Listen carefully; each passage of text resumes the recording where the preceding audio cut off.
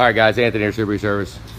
Aaron's truck, just sitting about Aaron's truck right now. Maybe I'll make another one here in a minute. It's about FVP radiators. All right, they came by here, kind of banging the drum, and I told them I would try it. I mean, I ain't gonna lie, guys, they're hooking me up with this one, which, I mean, I'm not really gonna say, but they are hooking me up. This is gonna be a tester. FVP, it's sold by Factory Motor Parts. I don't know, let's see. I mean, you guys know, those of you know, if that thing's a piece of crap, oh, I'm gonna tell you. I mean, I'm not gonna pull no punches. But they hooked it up, it's gonna go in this truck here. We're actually doing a bunch to this truck. All the heat insulation, the heat shields underneath the cab were destroyed, so we took all them out and painted under the cab, and we're putting heat insulation inside the cab. We pulled the dash and the HVAC, pulled everything and put insulation behind it. But this truck is gonna work its butt off. This is a 450 with 488 gears in it. It's got 488s in it, so this thing's gonna run. Balance assembly. It's under construction. Maybe I'll make a video when it's all the way done, but I don't know, guys. I mean, they're thick. A lot of them, I mean, I'll let you know how I feel about them, if whether it be good or bad, if I got anything. And I think they're gonna watch this too to see, you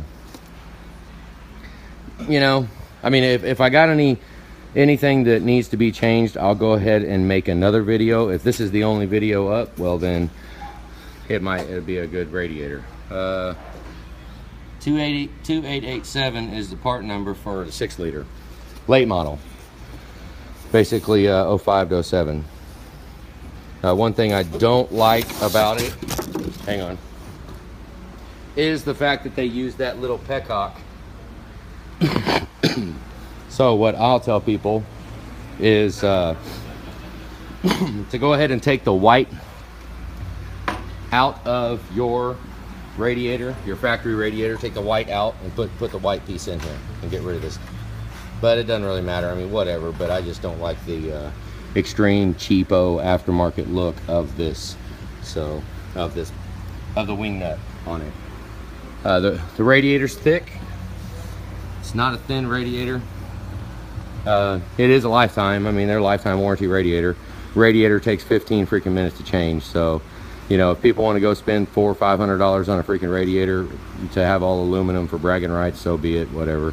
But most of you got to remember that a radiator, if you're taking one out of your truck, it's probably 14, 15 years old, and most of the time a radiator fails after major work has been done under the hood, and I've seen it. I always ask them, because they've been laying on the top of the radiator. They lay on the top of the radiator, either it cracks the tank or the seal starts to go. I mean, granted, the seals can leak all by themselves, whatever, they can. But a lot of times when they fail is after somebody just did like STC fitting, or they just did an oil cooler job, or they just did something, and now the radiator's leaking, and everybody wants to bag on the plastic tank radiators. I mean, you know, I'm all for nice stuff. I'm all for fixing problems.